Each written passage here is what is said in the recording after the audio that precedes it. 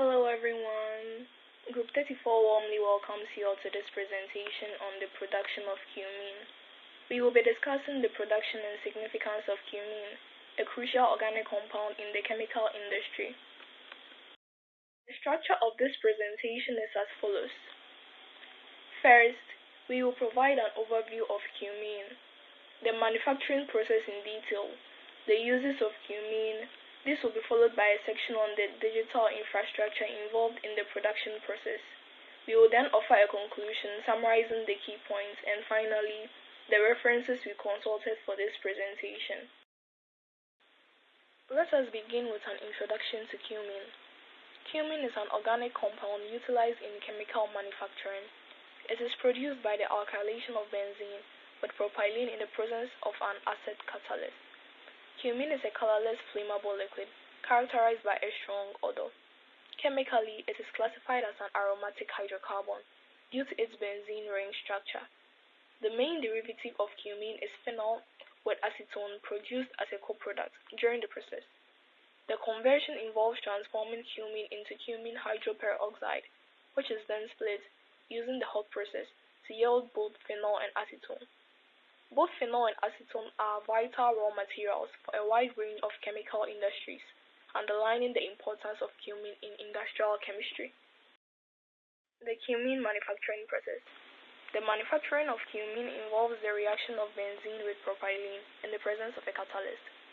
Industrial production typically employs either fixed bed or fluidized bed reactors. The catalysts used are either solid phosphoric acid, abbreviated as SPA, or zeolite-based materials. The process is specifically designed to maximize the yield of cumene while minimizing the formation of byproducts such as polyisopropylbenzenes. This careful optimization ensures both economic efficiency and environmental responsibility in large-scale production. So, with the detailed steps. The manufacturing process can be broken down into several key stages. The feed preparation. First, both benzene and propylene are purified to remove contaminants, such as sulfur and water. These purified feeds are then preheated prior to entering the reactor. The alkylation reaction. Next, benzene reacts with propylene at pressures between 15 to 30 atmospheres and temperatures ranging from 200 to 250 degrees Celsius. A suitable catalyst is used to promote the selective formation of cumene. The separation. The output from the reactor contains cumene, excess benzene, and various byproducts. Distillation is employed to recover unreacted benzene and to isolate cumene for further processing. With the purification. After the separation, the process continues with the following steps. So the cumene is subjected to fractional distillation to ensure that it meets the required purity specification for subsequent use. The heavier byproducts such as diisopropylbenzene are either recycled back into the process or used as fuel, thereby minimizing waste. Additionally, the entire manufacturing process is optimized through the automation and monitoring systems, which enhance both efficiency and safety.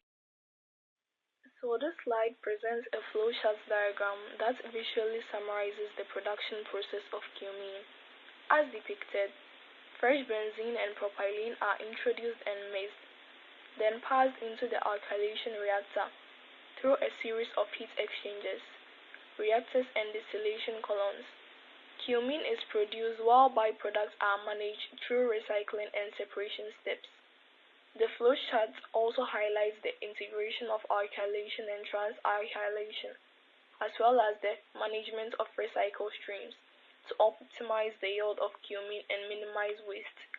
This schematic is essential for understanding the complexity and integration of the various unit operations within the plant.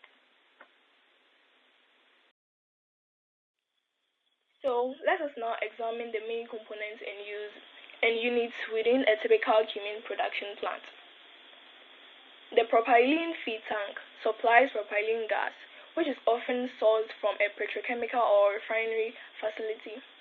The feed preheater is responsible for heating both the benzene and propylene before they enter the reactor. This step is essential for to improve reaction efficiency. The benzene feed tank stores and supplies purified benzene to the process, ensuring a consistent and high quality feedstock. The reactor is where the crucial alkylation reaction occurs, involving benzene and propylene in the presence of a catalyst, such as zeolite or solid phosphoric acid.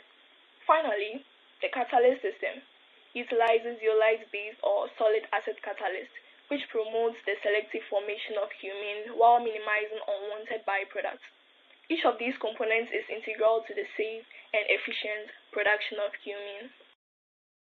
In addition to the core components, several supporting units and systems ensure the process runs smoothly.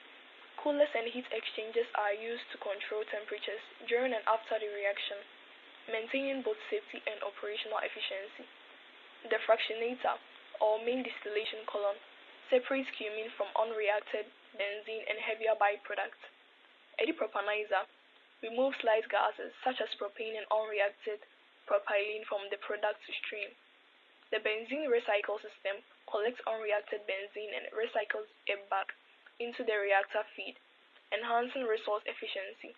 The cumene purification column ensures that the final cumene product is of high purity by separating it from impurities, including polyisopropyl benzene.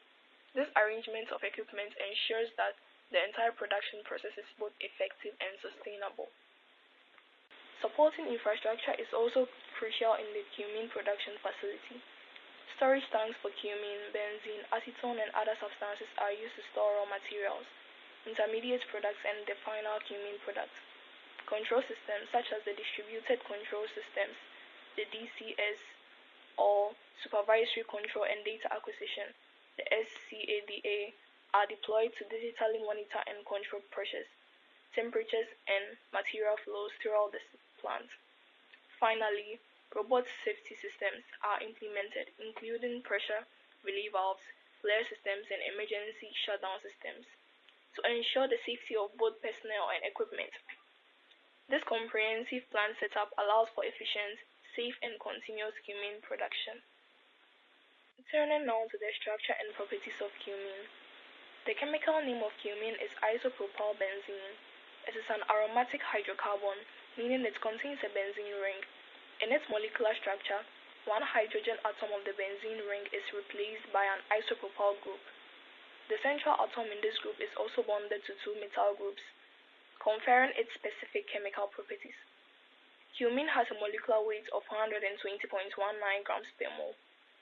These structural characteristics are key to its reactivity and its role as a precursor in industrial chemical synthesis. The key uses of cumene. Cumene is a vital industrial chemical due to its versatile applications. Phenol. The primary use of cumene is as an intermediate for producing phenol, which is further utilized in the manufacturing of plastics, synthetic fibers, and pharmaceuticals. Acetone. Another major derivative. Acetone is widely used as a solvent in the pharmaceutical industry and in the production of acrylics. Resins. Cumene derivatives are used in the manufacture of resins for adhesives, coating, and molding processes. Fuel additive. Cumene finds limited use as a fuel additive. Solvent. In some cases, it is used as a solvent in paints and adhesives, though this is less compared to its use in chemical synthesis. The broad range of application highlights the industrial significance of cumene. This slide represents key market data illustrating the demand for cumene and its derivatives. On the left, the bar graph demonstrates a steady increase in the global cumene market, where the market size projected to grow from $22.03 billion in 2024 to $33.31 billion, reflecting a compound annual growth of 4.7%. On the right, the pie chart shows the distribution of cumene consumption by application. Phenol production accounts for the largest share, followed by acetone, with other uses such as blending components and solvents making up the remainder. This data clearly underscores the growing industrial importance of cumene, driven primarily by demand for phenol and acetone in various downstream sectors. Chemical plants use computer systems to automate operations, enhance safety, and boost efficiency. These systems are indispensable for ensuring streamlined processes, and reliable results. The hardware needs for such a setup can be grouped into three main categories: input devices, output devices, and the core computing infrastructure.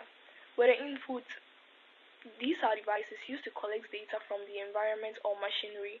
The outputs are used to communicate results or alerts to operators. The core computing infrastructure includes the backbone of the entire system, like servers and industrial PCs. Big hardware components that are typically used. First, under the input devices, we have sensors, thermocouples, and scanners.